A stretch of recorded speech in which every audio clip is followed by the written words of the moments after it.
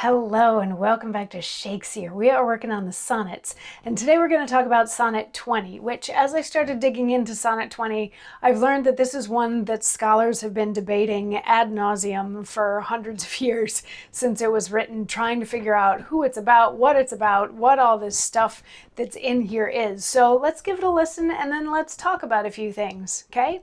So Sonnet 20 goes, "A woman's face with nature's own hand painted hast thou, the master mistress of my passion. A woman's gentle heart, but not acquainted with shifting change, as is false women's fashion. An eye more bright than theirs, less false in rolling, gilding the object whereupon it gazeth. A man in hue, all hues in his controlling, which steals men's eyes and women's souls amazeth. And for a woman wert thou first created, till nature as she wrought thee fell a doting, and by addition me of thee defeated, by adding one thing to my purpose, nothing. But since she pricked thee out for women's pleasure, mine be thy love, and thy love's use their treasure." So there's a lot to unpack here. And let's start with the technical. So most of Shakespeare's sonnets are written in iambic pentameter, but this has 11 syllables per line instead of 10, which is known as feminine endings. So the entire poem is full of feminine endings, every single line. "A woman's face with nature's own hand painted, hast thou the master mistress of my passion." Every single line of this poem ends in a feminine ending. So it is, in a sense, a feminine poem.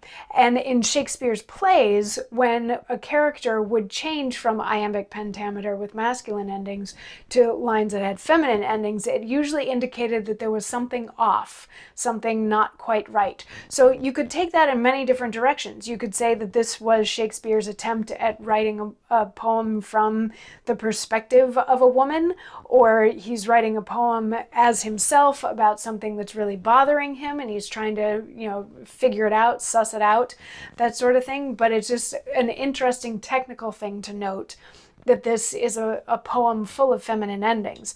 But then let's also talk about what it's about. A lot of scholars tend to think that this is part of the Fair Youth series, and it's still talking to the same fair youth that Shakespeare has been wanting to procreate for a long time.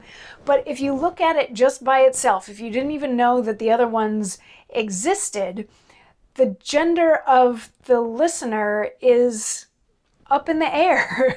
We can't quite tell. It could go several ways, and it depends on which gender-colored glasses you're looking at the poem through. So it talks about the listener having a woman's face that's beautiful, but then also refers to the listener as the master mistress. So is this person non-binary that the speaker is talking to? And it goes on to say that the listener has a woman's gentle heart, but they are more steadfast, has a bright eye, but is calmer and more understanding than women are, is truer than most women are. So some scholars have taken that to mean that the listener is male and is the fair youth that we've been talking to the whole time.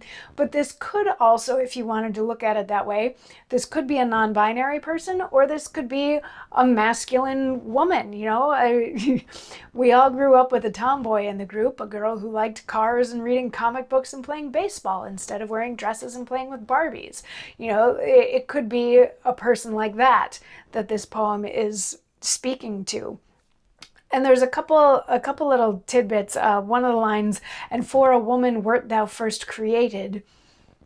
A lot of scholars take that to mean that this, again, is male, because from the heteronormative perspective, this person was created for women. So from a sexual gratification standpoint, this must be a man.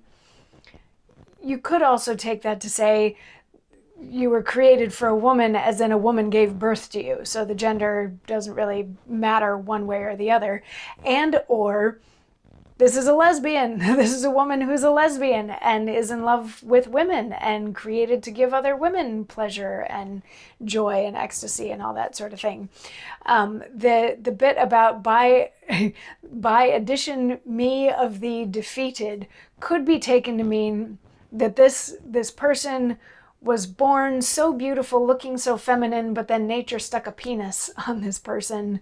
So, and Shakespeare not knowing what to do with a penis or not having the right genitalia to match up with one since he has his own, like that sort of took Shakespeare out of the equation there to give this person that. And there's a second reference to this person having a phallus with the, but since she pricked thee out for women's pleasure. Obviously the word prick, it could mean, you were decked out with one to please women.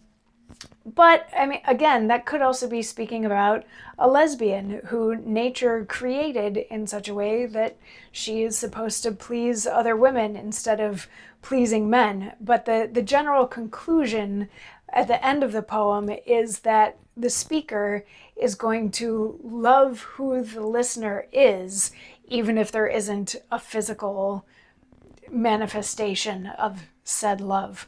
So I'm curious to know what you all thought of this. It could be the speaker could be Shakespeare. The speaker could be Shakespeare writing from a female perspective.